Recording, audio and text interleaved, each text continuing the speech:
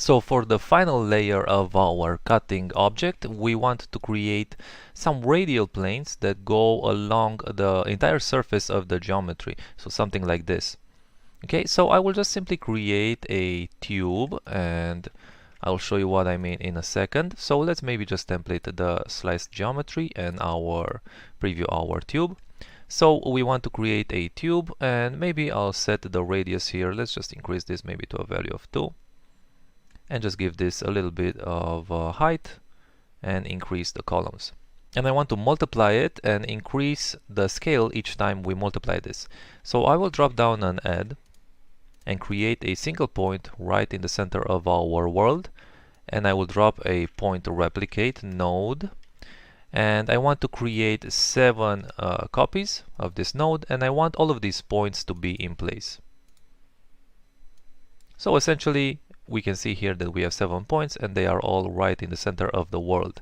So I can use these points and modify their p-scale and then copy our tube to these points. So from here I will drop down an attribute wrangle, and I will say for now that p-scale is simply equal to ptnum. Okay, so if I look in my geometry spreadsheet, we can see that the p-scale is the actual point number, so 0, 1, 2, 3, and all the way up to 6. So when I drop this tube into a copy to points, and I place this into our second input, as I preview this, we can see that we have concentric tubes that go all the way out in a radial fashion. So this will be the basis of our third layer of cutters. So if I go back to my geometry spreadsheet over here for our points, we can see that the first p-scale that has a number of 0 also has a p-scale of 0. So I just want to add a +1 to this to ensure that all of these have an actual p-scale that's usable. Alright, and I will also place this inside a parenthesis, and I want to multiply this by a custom channel. So after this I will say multiplies with ch, and I will create a channel named amp and promote this, and I'll set this to 1, and let's go to the scene view, and now with this amplitude channel we can further control how far these spread apart.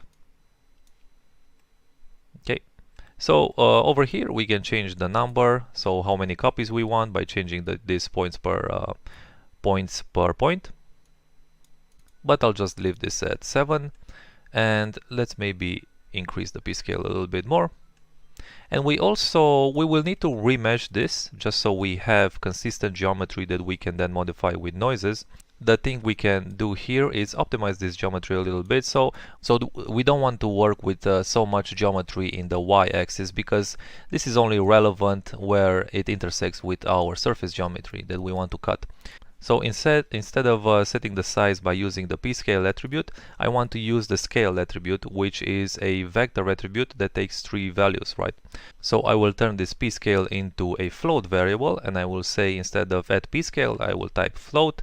So I'll just name this to size, so float size. You can name this however you want, and I can set that, and now I can say that at scale equals set, and in between parentheses I can. So if I were to set this to 1, 1, and 1, now all of these should have the same scale.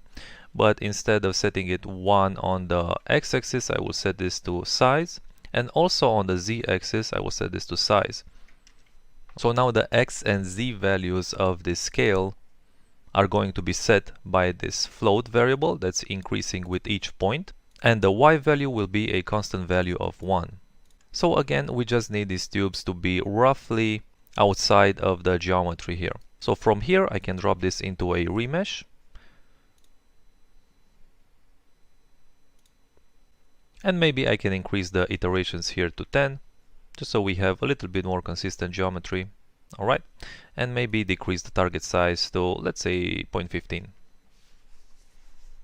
Alright, and I can now simply use the same connectivity trick that we did earlier. So I'll grab all of these nodes, and let's make some room, copy these here, place my remesh on the connectivity, and let's preview the result.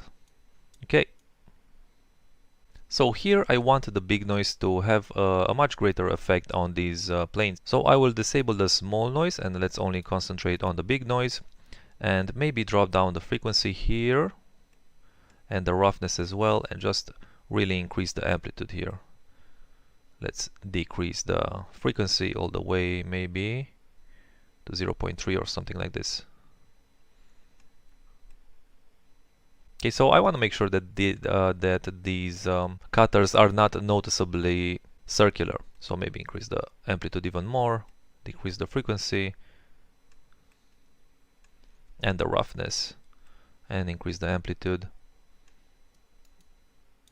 Okay, and let's turn on our small noise now, and maybe increase the amplitude for this and decrease the roughness and frequency.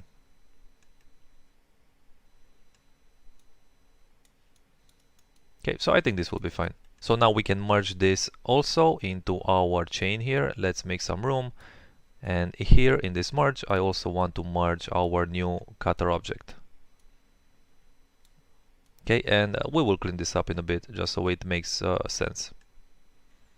So let's preview the results so far and see what we get. Okay, so now we also have these concentric cuts that go across the whole surface. And we can see that there's a problem here. If I look, we can see that there's a plane here that didn't go straight across the geometry.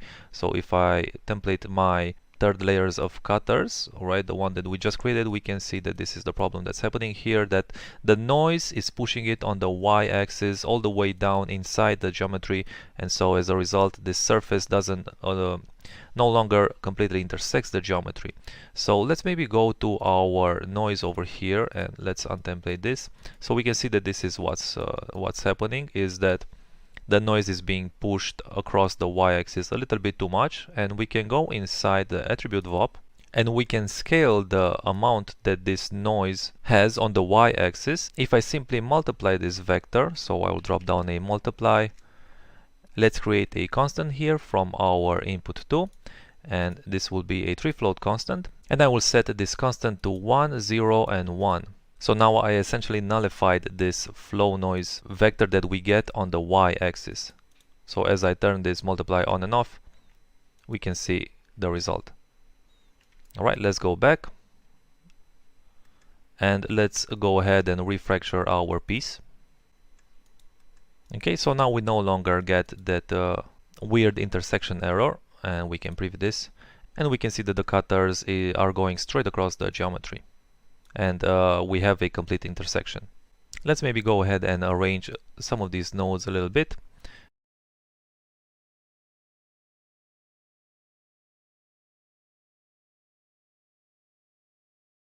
Okay, so we can move forward now.